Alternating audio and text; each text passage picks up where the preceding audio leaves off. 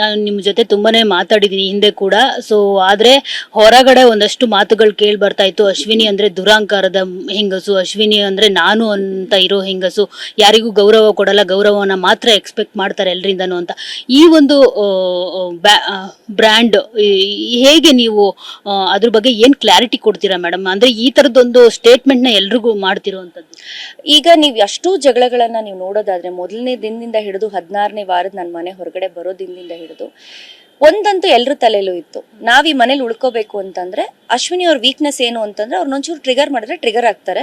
ನಾವ್ ಇನ್ನೊಂದ್ ವಾರ ಈ ಮನೇಲಿ ಉಳ್ಕೋಬೇಕಂದ್ರೆ ಜಗಳ ಮಾಡ್ಬೇಕು, ಅಶ್ವಿನಿ ಅವ್ರ ಜೊತೆ ಜಗಳ ಮಾಡಿದ್ರೆ ನಾನು ಇನ್ನೊಂದ್ ವಾರ ಉಳ್ಕೋತೀನಿ ಅನ್ನೋ ಸ್ಟ್ರಾಟಜಿನ ತುಂಬಾ ಜನ ಮನೇಲಿ ಪ್ಲೇ ಮಾಡಿದ್ರು. ಬಟ್ ಅದು ಸ್ಟ್ರಾಟಜಿ ಅಂತ ನನಗೆ ಅರ್ಥ ಆಗದೆ ಹೋಯ್ತು. ಯಾಕಂದ್ರೆ ನಾವು ಬಿಗ್ ಬಾಸ್ ನೋಡದೆ ಹೋಗಿದ್ರಿಂದ ಮತ್ತೆ ಹೊರಗಡೆ ಏನಾಗ್ತಿದೆ ನಮಗೆ ಗೊತ್ತಿಲ್ಲ. ಸೊ ಹಾಗಾಗಿ ಅವರ ಸ್ಟ್ರಾಟಜಿ ಕಾರ್ಡ್ಗಳನ್ನ ಬಳಸ್ಕೊಳ್ಳೋದಕ್ಕೆ, ಅವರ ಬೇಳೆ ಬೇಯಿಸ್ಕೊಳ್ಳೋದಕ್ಕೆ ಅಶ್ವಿನಿ ಅವರು ಒಂದು ಅಸ್ತ್ರ ಅಷ್ಟೇನೆ. ನನಗೆ ಏಕವಚನ ಪದ ಬಳಕೆ ಮಾಡಿದ್ರೆ ಆಗಲ್ಲ, ನನಗೆ ಕೆಳಮಟ್ಟದಲ್ಲಿ ಮಾತಾಡಿದ್ರೆ ಆಗಲ್ಲ. ನಾನು ಬರೀ ನನಗೋಸ್ಕರ ಸ್ಟ್ಯಾಂಡ್ ತಗೋತಾ ಇರ್ಲಿಲ್ಲ ಮೇಡಮ್, ಇಡೀ ಮನೆಗೆ ತಗೋತಾ ಇದ್ದೆ ನಾನು. ಬಟ್ ಅದ್ರ ವಿರುದ್ಧನೂ ಕೆಲವರು ಪ್ರಾರಂಭ ಮಾಡ್ತಾರೆ, ಅಯ್ಯೋ ನಮ್ಮ ಸ್ಟ್ಯಾಂಡ್ ನಾವೇ ತಗೊಳ್ತೀವಿ ಅಂದಾಗ ಇವ್ರಿಗೆಲ್ಲ ಏನಾಗಿದೆ ಅಂತ ನನಗೆ ಒಂದು ಪಾಯಿಂಟ್ ಅಲ್ಲಿ ಅನ್ಸಕ್ ಸ್ಟಾರ್ಟ್ ಆಗುತ್ತೆ. ಬಟ್ ಇಡೀ ಜಗಳದಲ್ಲಿ ನೀವು ಯಾವುದೇ ಜಗಳ ನೀವು ತಗೊಳಕ್ ಹೋದ್ರು ಮೊದಲನೇ ದಿನದಿಂದ ಕೊನೆ ದಿನದವರೆಗೂ ನನ್ನ ತಂಟೆಗೆ ಬಂದಾಗ ಮಾತ್ರ ನಾನು ಅವ್ರ ತಂಟೆಗೆ ಹೋಗಿದ್ದೀನಿ. ನೀವು ನನ್ನ ತಂಟೆಗೆ ಒಂದು ಅಂತ ಬಂದ್ರೆ ನಾನು 100 ಮಾಡೋವರೆಗೂ ಅದನ್ನ ಬಿಡಲ್ಲ. ಅದು ನನ್ನ ವ್ಯಕ್ತಿತ್ವ. ನನ್ನನ್ನು ಕೆಣಕ್ಬೇಡಿ, ನಾನು ಏನೂ ಇಲ್ಲದೆ ನೀವು ಮಧ್ಯೆ ಕೇಳ್ಕೋಬೇಡಿ ಅಂತ. ಈಗ ವೈಲ್ಡ್ ಕಾರ್ಡ್ ಎಂಟ್ರಿ ಅಂತ ಹೇಳಿ ಒಂದಷ್ಟು ಜನ ಮನೆ ಒಳಗಡೆ ಬರ್ತಾರೆ. ರಘು ಅವ್ರಾಗ್ಬೋದು, ರಿಷಾ ಅವ್ರಾಗ್ಬೋದು, ಅಂಡ್ ಸೂರಜ್ ಅವ್ರಾಗ್ಬೋದು. ನೋಡಿದ್ರೆ ಬಂದ ತಕ್ಷಣ ಬೆಳಗ್ಗೆ ಬರ್ತಾರೆ, ತಣ್ಣೀರು ನನ್ನ ಮೈ ಮೇಲೆ ಸುರಿತಾರೆ, ಮತ್ತೆ ಇನ್ನೊಬ್ರು ಬರ್ತಾರೆ ಕಪ್ ರೋಸ್ ನನಗೆ ಕೊಡ್ತಾರೆ, ಮತ್ತೆ ಬಂದ ತಕ್ಷಣ ಮಡಕೆನ ನಂದು ಹೊಡಿತಾರೆ. ಎಲ್ಲದ್ರಲ್ಲೂ ನಾನು ಇರ್ತೀನಿ. ಮತ್ತೆ ಈ ರಜತ್ ಅನ್ನುವಂಥ ಒಬ್ಬ ಅದ್ಭುತವಾದಂಥ ಪ್ರತಿಭೆ ಒಳಗಡೆ ಬರ್ತಾರೆ, ನನ್ನನ್ನು ಸ್ವಿಮ್ಮಿಂಗ್ ಪೂಲ್ ಒಳಗಡೆ ತಳ್ತಾರೆ.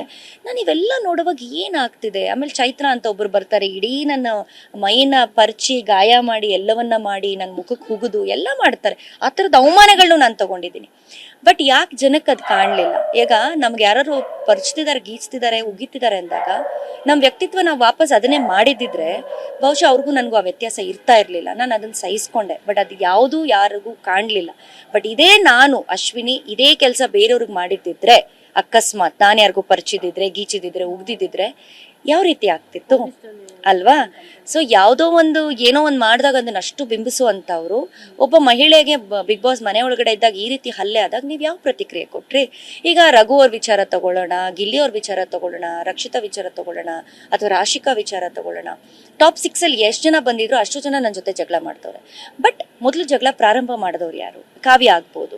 ಸೊ ಈ ರೀತಿ ಎಲ್ಲ ಜಗಳ ಪ್ರಾರಂಭ ಮಾಡುವಂಥವ್ರು ಯಾರು? ಯಾವ ಉದ್ದೇಶಕ್ಕೆ ಅವರು ಅಶ್ವಿನಿ ಅವ್ರನ್ನ ಕೆಣಕ್ತಾ ಇದ್ರು ಅನ್ನೋದನ್ನ ಎಲ್ಲರೂ ಅರ್ಥ ಮಾಡ್ಕೋಬೇಕು.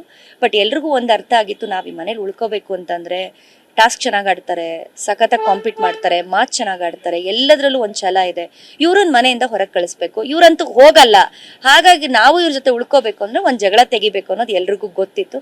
ಅದನ್ನ ಸತತವಾಗಿ ಪ್ರಯತ್ನ ಮಾಡ್ತಾ ಬಂದ್ರು ಅಷ್ಟೇ.